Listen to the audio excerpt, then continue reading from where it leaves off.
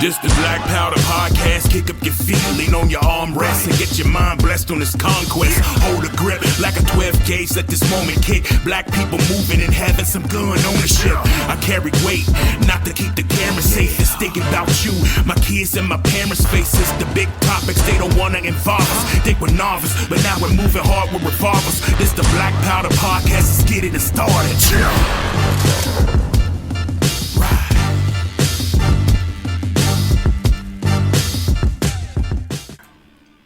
Primers hit, the powder is lit. It's time to get on target. Welcome to another episode of the Black Powder Podcast. As always, I'm your host, Yasuke Fett. And just a general reminder of your marching orders and why we have created the Black Powder Podcast.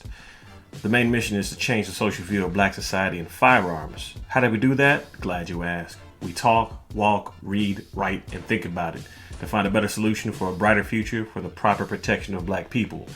Join us through education, practice, and safety as we take down the stigma of black people and guns, one discussion at a time. Just a general reminder, you cannot do a mag dump without a couple of rounds. So if you like what you're hearing and you happen to like this show, send out an email to blackpowderpodcast@gmail.com and let me know what your favorite episode is. Whether or not you agree, disagree, or have questions, please make sure to send them to blackpowderpodcast@gmail.com. And always, feel free to like, share, and subscribe. The only way to continue to grow is to continue to share this knowledge with other people.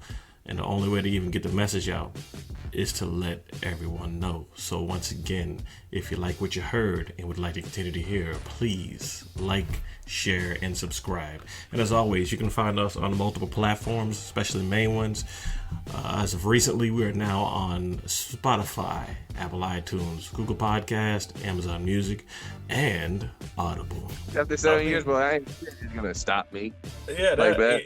And I gotta say, man, it's like you would think it'd be very humbling on their side because you could easily say, "Yeah, let me borrow that jackal," and you shoot the jackal, and it might shoot, phenomenally, but you'll be like, "Yeah, it's a piece of shit. Don't buy it. It jams up every time," and you can easily trash their product, but you're still giving honest reviews without any bias towards it.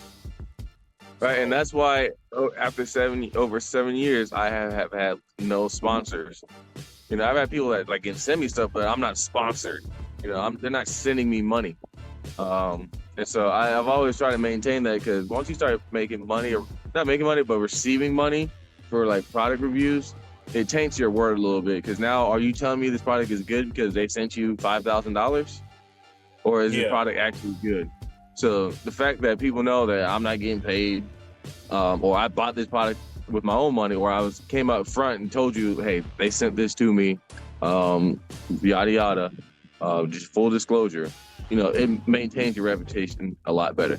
Because everybody knows you can't buy every upper out there. You can't buy every flashlight. You can't buy every optic. That's be millions of dollars. But as long as you're upfront and you disclose how you got it, fine. That makes sense, man. Shoot. It's funny. That situation kind of reminds me of my chapter of NAGA over in Atlanta. Bass Reeves. They'll do stuff for the community and they'll have an interest in trying to help, but as soon as people find out that they're a gun club, all of a sudden they're like, I don't know about this. I mean, guns bad, black people bad too, black guns real bad, and then they'll pull out, which is ridiculous. I mean, I know for the most part there's a whole lot of left-leaning minded people, especially in the media, that as soon as they hear something about I don't know, let's say anything about a gun, right? They're like, oh no, it's bad, we need to stay away from it. But then they'll go and watch a movie that's got a bunch of firearms, or in the case of Alec Baldwin, he'll go and make a movie without having the proper armor on there, so somebody gets shot, and that also doesn't help, because now it's like making these movies are dangerous. They don't know what they're doing. But it's just the lack of education and the majority of ignorance, That, and the intentional ignorance as well. The one of the main reasons people don't want to have guns is because picking up a gun takes away that security blanket of protection. So it's like, in their mind, if I don't have a gun, I can call the police. If I don't have a gun, I'll call my husband. If I don't have a gun, I'll call my uncle. I'll have some way, somehow, the scary, violent, stressful situation that I'm encountered with, I can remove myself from that situation and somebody or something else will take place. But now if they have a firearm, they have to deal with that situation. So all that scary stuff that they don't want to deal with, they have to. And so a lot of that is in their mind that when they pick up this gun that, I have to train with this. And they know they don't want to. No, I have to protect myself. They know they don't want to. No, I have to kill somebody, most likely. And they know they don't want to. And so a lot of that is mostly mental. It starts in the mind. If they mentally know I want to take control of my protection of myself, then it's easier for them to get that firearm. But if they're saying, I don't want to have to fight for my life, I don't want to have to protect other people, I don't want to have to be that force that meets that other force, then they're gonna look at that gun and be like, no. Because picking up that means I have to go do that. So Yeah, and really, I think it's just I always say this, but the media is the fourth branch government. That being said, it's in my opinion, it's also a lot of pre-programming too, because I if know you're that they know what taught they're that, doing. yeah, it's like you ever watch Black Mirror on Netflix? Yeah, I've seen some episodes. Yeah, that shit wild. It'd be like a mind trip. Yeah, so you've probably seen a couple of episodes, like say for example, there's an episode where I can't remember what the husband did, but the wife blocked him out. Like literally, because I think they had like microchips or something in their brain, so she literally blocked his image out. All it was like a bunch of snowed out silhouette of her husband. So she couldn't really talk with him, but he could still see her. It's just it was almost like the channel changed on an old TV and there was a bunch of snow. That was kind of her husband. So I bring that up as an example to like how people are thinking because they think that, oh, if I call the police, all I got to do is just wait now. And, it's just, they call the police to hang up, they try and hide or they hide in the bed, hide in the closet, whatever. And then it's like the game is supposed to pause until it gets better. And no, that's not how it works. Respect to, the people that are actually doing law enforcement, but at the end of the day, I look at the police. If they got to come to my house, then they're not there to save me because more than likely I'm probably already dead if I hadn't tried to protect myself. And let's say I didn't have a firearm. If anything, they're not Right. there to save me now. They're there to make a report so they can, document this stuff and hopefully catch or predict where the person who killed me is going to be at next time. So Right. it's not a perfect science, man. People don't see it like that though. Exactly. Like you said, but that intentional ignorance, until the shit's happening, then all they're gonna do is cry and scream. Why would people do this? The world's evil, bro. You've been know this. Everybody knows this, Hmm. right?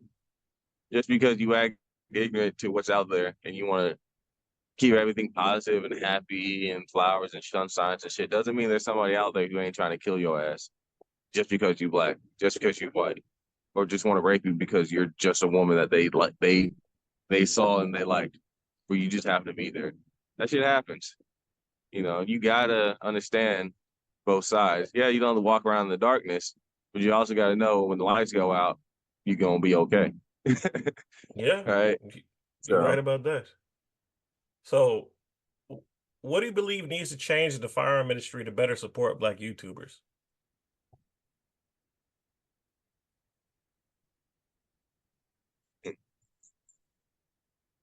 I know it's a allow, tough one. I guess,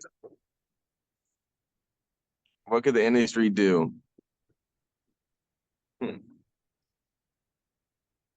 Trying to think of a good answer for that because they're just thinking business. What brings the most money? They're not worried about the black community or black culture. No, because they'll have black people, but they don't want those black people, again, talking about black issues because in their mind that stops business, stops money, and Mhm. so it's not really something that the industry. But I would say the more black people get involved in the industry, the more we'll see things kind of smooth out. because it hasn't been this many black people in the gun industry until like the last few years since Trump and everything. And so they're still just trying to kind of figuring out what to do with all this. And so I feel like as more black people get into the industry, they get the education. You see more black farm instructors. You see more black people selling ammunition or making ammunition, making plate carriers and pouches and belts and doing all that stuff that like Spirit Systems and Feral Concepts is doing. I think then things will get better because now as a business, they see good business. So that's about it because they're not even going to cater to the black community. They're not. No matter how much you cry and bitch and complain, unless the black community is bringing them money, they're not going to give a damn. So it's either black people. I would say black people, you either create your own in the industry. So if they don't mess with you, we can mess with our own. So I don't have to go get a Spirit System plate carrier. I can go get a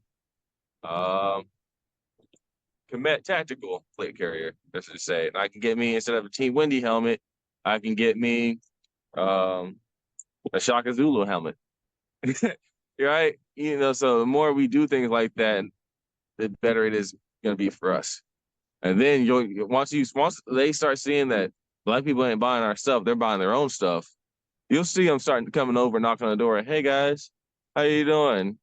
We were just wondering if we could, and then the ball is more in our court because they're coming to us now instead of us going to them.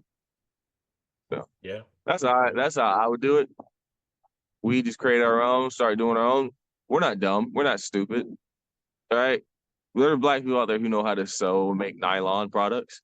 We know how to use CNC machines and 3D print. We know how to market and sell shit. And so everything they're doing, we can do. We're just disorganized. And once you get organized, you'll really start to see the power of the black community. Just like the black militia. Right? When we get organized and we come together, the world takes notice. Not just like America, but the world takes notice. And so that same thing we're just gonna have to do, and it's on the product makers too. So if you're one of those that says, I want to make black plate carriers, look at what Spirit Systems Feral Concept is doing, and then make something just as good as that.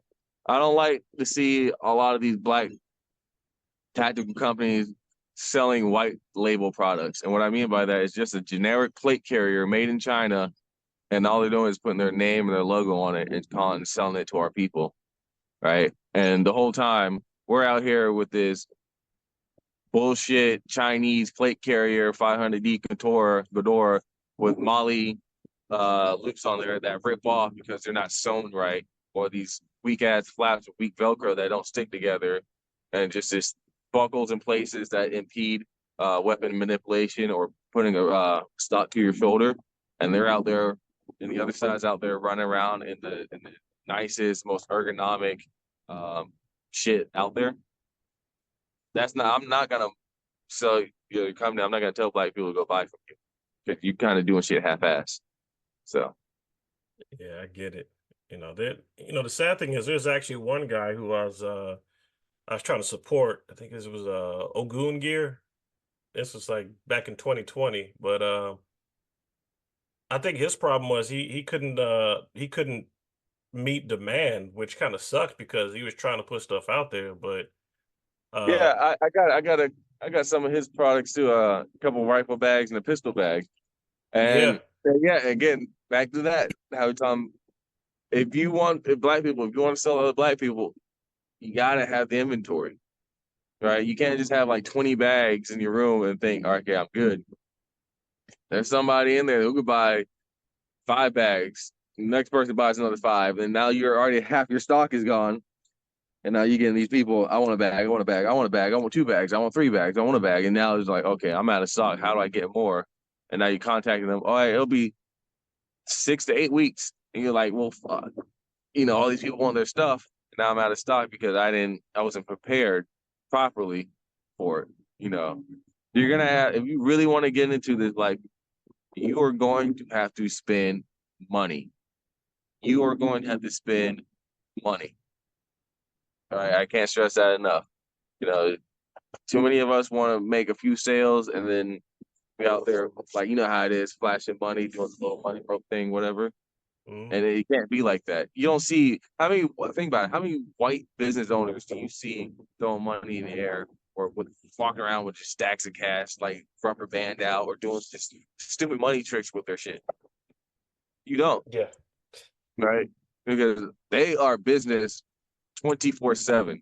It's not business for a couple hours and now I'm I'm a civilian street nigga the rest of the time. You are that's too many of our people do that shit. They want to emulate the life of a rapper or a football player, and they don't want to handle the business properly first. You Mm. know, they get a few $1,000s, they get a chain instead of getting a storefront or getting a warehouse or investing in marketing or a website or getting more product to sell. All right. You know, they get $10,000 and next thing you know, they got a grill in their mouth. They got diamond chains on their neck. They got stacks of cash. But you see people in the comment section, hey, I bought this 3 weeks ago and I haven't got my product. Hey, I bought this 4 weeks ago, 4 months ago, and I still haven't got my product. You know, they're not handling business right. And I don't like that. I'm not going to support that because you're not in this for the right reasons. You know what I mean? Mm. Yeah, I can get that. I think in his case though, especially since it was during COVID and it was back in 2020, they I think he did have surplus, but at the same time, um, when he tried to reorder certain things, like I think he had a plate carrier. It was the homie plate carrier. He ran out of that, went back to a supplier, and the supplier kept pushing the date back. So like it went from 6 to 8 weeks to like I don't know the next 2 to 3 months. But meanwhile, this competition, like you said, you know, they put in the same order around the same time, and they'd say, "Yeah, sure, no problem. We'll get it in the next 2 to 4 weeks."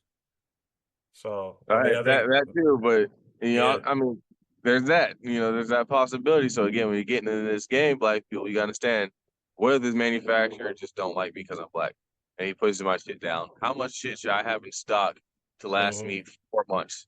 Now, and you gotta take that into consideration. I'm sorry the game's fucked up for us, but the game's fucked up, and you just gotta learn how to it play in your always has favor, been. man. Yeah, Right? It's not gonna change overnight. It's not gonna change because you're upset and you complain. Thousands of Negroes are complaining. They still haven't done shit. So you just gotta understand how to play the game, man. So yeah, that's the some part people, that. some people out here starting off with like the Call of Duty exclusive pack with all the camos and the guns unlocked already, and you got to come out with a basic ass M4 and earn your shit. Yeah, So, yeah. but at It's, the same time, again, like when I go back to talking about, one monkey won't stop the show. If you had to be that guy with that basic M4 who had to earn all his shit, your skill level should be better than a guy who's already given all his shit and probably hasn't even really played with all of it or build that skill set with all of it. You know, yeah, because I mean, we got to get it out the mud whenever it comes to us. So it's like it's always on the hardest difficulty whenever it comes to trying to break into something that we really should have still been in, but over the years with let's say social, political, and religious influence, because firearms and Black history they go hand in hand, but it weakened around like I believe it was let's just say 70s, 80s, 90s. So now it was like firearms and Black people were demonized. They weren't supposed to go together. Now here we are, 2023. We're trying to catch up where we left off at. If anything, though, I wouldn't even say left off at because where we left off at has deteriorated. So we're playing a major catch up game, and yeah, it's going to take a lot of work. It's going to take a lot of unity, man. But again, we're over here fighting social media, and right now, uh, with the stupid gender war thing, man. Because like you said, you got a lot of people that look at entertainers and they're like, okay, cool, I want that life. I don't want to put forth the effort to get there, but I want that life. And yeah. then you got a So they lot of find people wicked, looking at, wicked route to it. yeah, you got a lot of people looking at it like, especially in our society, Black society, it's like, well, we can't find any good Black women, so we're gonna go get our passport. And we're gonna hop to another island or gonna hop to another continent, country, whatever, and find another woman who's going to be quote unquote submissive and do what I say. But at the end of the day, it's like you're not on code, because if you don't look at how other societies are treated by the media and the government, especially, especially the media though, because when it comes to black people, it's like strong black, independent black woman. Don't hear anything about the men. They focus on the black women. But yet, anytime another culture needs help, you don't hear anything about African women, Australian women, Chinese women, whatever. It's all the Chinese, the Africans, the Australians. There's no gender divide. So that's where they got us right there. Because the minute that you take away the man from any society, you take away the protection, you take away the building, and it's gonna crumble after a while, which is in a sense where we're at. So ultimately we got to get on code in order to even get to where we're supposed to be at and actually make some long strides to improve our standing in the firearm world. Because a long time ago, like you said, there wasn't a whole lot of people involved in firearms and a whole lot of black people involved in firearms. And if you look at some of the ads, like say for example that Bruger ad for the was it the Hard R line of firearms? If there was Yeah. black people involved back then, I don't think their marketing department would have said, "Hey, this is a good idea. Let's go ahead and greenlight it." If anything, I think they would have said, let's figure out how this plays out." Because we want our money, kind of like Kanik and Daniel Defense, and I'm basing this on the NAGA National Conference that happened in July. I mean, there was a lot of firearm companies there, Shadow Systems, Daniel Defense, Kanik especially. Kanik put in a lot of bank into showing up and being there, and they supported the conference especially. But they also know that if this is going to be the future of firearms, they need to make sure that they got the right image portrayed to potentially new customers. So, Yeah, I you mean, know, Canik is a Turkish company, yeah, so they're not necessarily so European minded, and so they're probably more likely would reach out to the community. Um, and then they know a lot of African Americans will buy their product versus like a staccato, right? yeah, They're looking like that's unfortunate sometimes with our people. We are just cheap minded when it comes to our protection. We'll spend $300 on Nikes, but want to buy $100 gun. that's a bad point. Right? The cheapest gun that they again goes back to that mentality of they don't really want to protect themselves, but they know they have to, so they go in surface level because they know if they go deep into that rabbit hole, they don't know what type of person they'll be when they come out. They just know they won't be the same person, and so they like being that hip hop rapper, ball player, status type icon. And so, but when they go down that rabbit hole and, they follow Loxlow and see Loxlow start doing what Loxlow do, you start to realize that the shit you're wearing, the shit you're doing, you know, what image it gives off. Because now you're starting to build awareness. If you're going to be aware about who's shooting around you, you're going to be aware about what you're doing in your own environment outside of that. And so you just notice you'll just change. You become a different person. Your mindset changes. You don't do things the same you used to do, or you thought going here was fun because it was just exciting. Then you kind of realize that, okay, that shit is dangerous as fuck. I should not be out there. It's only a matter of time when something bad happens. And Hmm. so a lot of people don't want to make that life change. Because once you start taking care of your own protection or you become your own protector, your life has to change in some aspect. Right? Some of the things you did that put you in bad situations that you didn't think about, now you got to think about that. Why am I going to this party at midnight? Now, who's going to be there?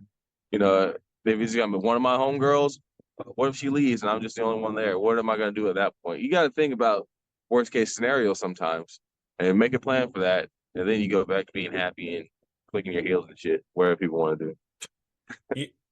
Sometimes because a lot of people follow those entertainers and everything, what baffles me is like let's say the Migos, for example, right? Takeoff died.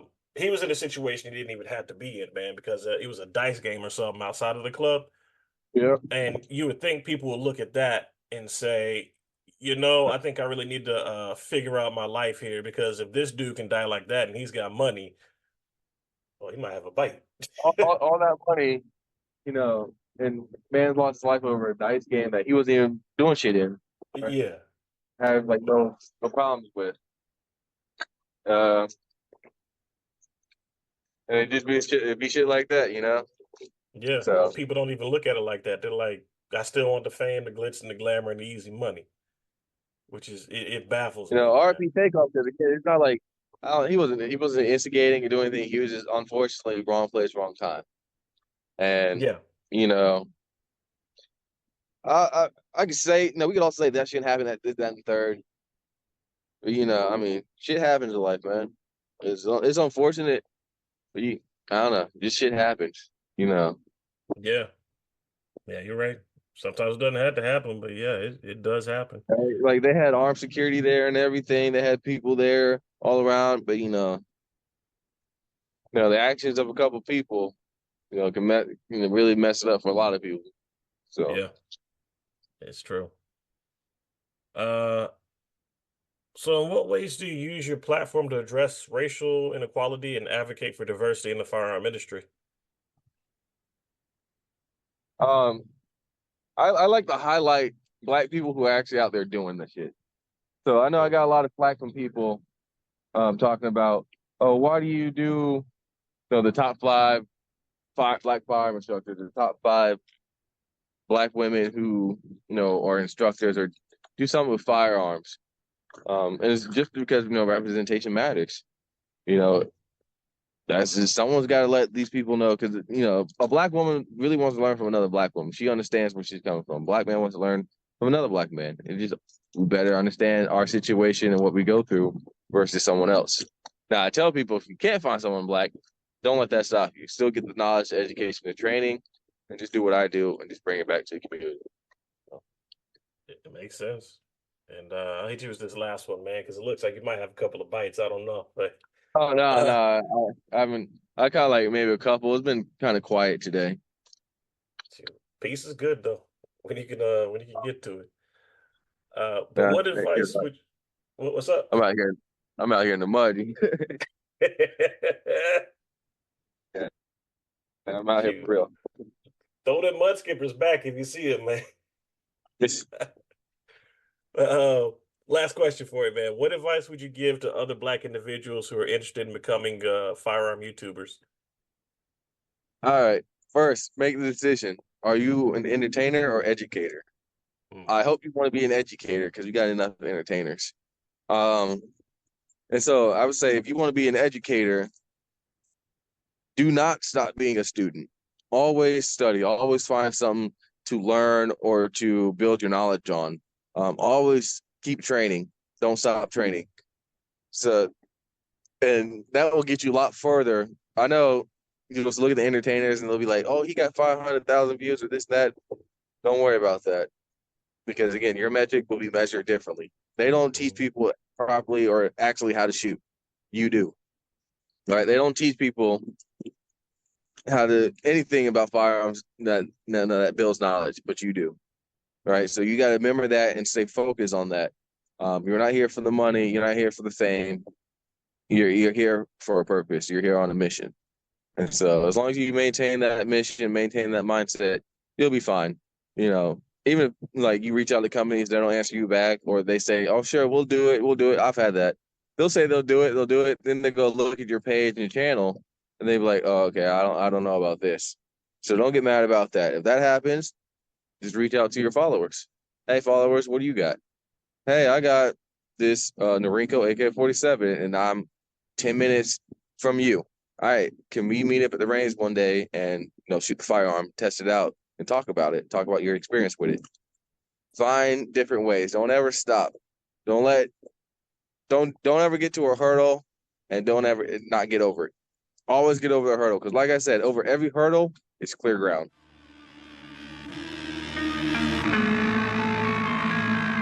This the Black Powder Podcast, let's get it splitting. We got the wisdom hitting targets with a marksman precision. We're having fun in the booth, we're running gun for the truth. Every future black gun owner, we're spreading the news. We do illegal, we're moving regal and blessing the people. Some hopes for the culture, we keep it locked like guns in our holster. Holding it down as we're loading the rounds. If they were nervous back then they're gonna be scared of us now. Black Powder Podcast, we'll be back in a while.